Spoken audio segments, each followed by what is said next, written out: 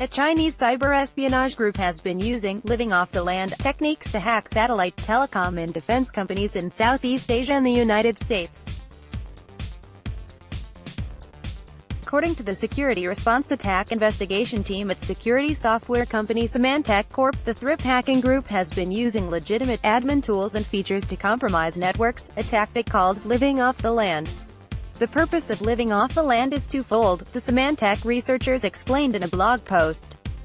By using such features and tools, attackers are hoping to blend in on the victim's network and hide their activity in a sea of legitimate processes. Secondly, even if malicious activity involving these tools is detected, it can make it harder to attribute attacks. Symantec said it used its targeted attack analytics tool to scan for attack patterns, which is what led the researchers to uncover these attacks in January 2018. According to the research, an attacker was using Exec, a free Microsoft command line tool used to execute processes on other systems, in a telecom company in Southeast Asia to remotely install the Trojan Raikumanu malware, which has been previously associated with the Thrip hacking group. From there, Symantec said, we broadened our search to see if we could find similar patterns that indicated Thrip had been targeting other organizations. We uncovered a wide-ranging cyber-espionage campaign involving powerful malware being used against targets that are a cause for concern. Symantec researchers found 3 computers in China that were being used to launch targeted attacks in the communications, geospatial imaging and defense industries in both Southeast Asia and the U.S. Thrip's motive is likely espionage, Symantec said, in noting that the Thrip hacking group took particular interest in the operations side of a satellite communications operator.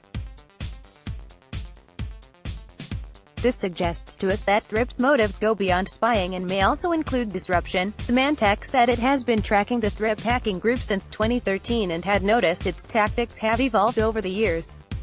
Initially, Thrip used primarily custom malware. Now, it uses these living-off-the-land tools and strategies. The legitimate tools Thrip uses include Exec, PowerShell, Mimikatz, WinSCP and Logmein. According to a report from The Intercept, election officials in some states were unaware that Russian hackers attempted to breach their voting systems in the months before the 2016 U.S. presidential election.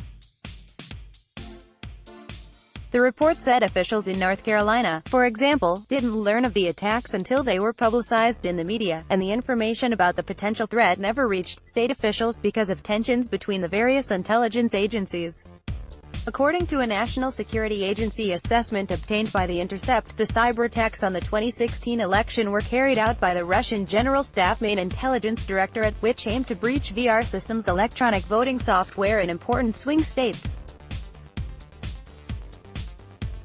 South African financial services provider Liberty Holdings Limited suffered a breach, and the hackers are demanding millions of dollars in exchange for the stolen data. In a notice on Liberty's website, the company said, at this stage we are able to confirm that the information accessed as a result of the breach comprised largely of emails and attachments, and further, that this matter is currently under investigation by the relevant authorities.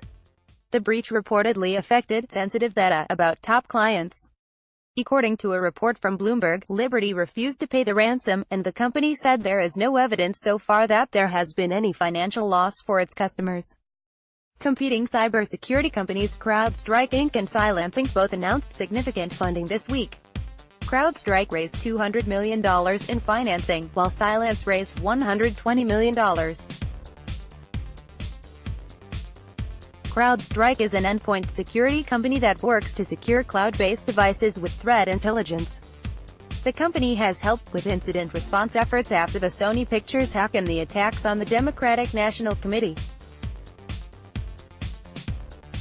Cylance works with artificial intelligence and machine learning to defend against malware-based attacks, and it was founded by former McAfee CTO, Stuart McClure. Cylance said it plans to use the funds to further develop its global presence and add to the products it offers. Madeline Bacon asks, what do you think about the Chinese cyber espionage efforts to use living off-the-land hacking techniques?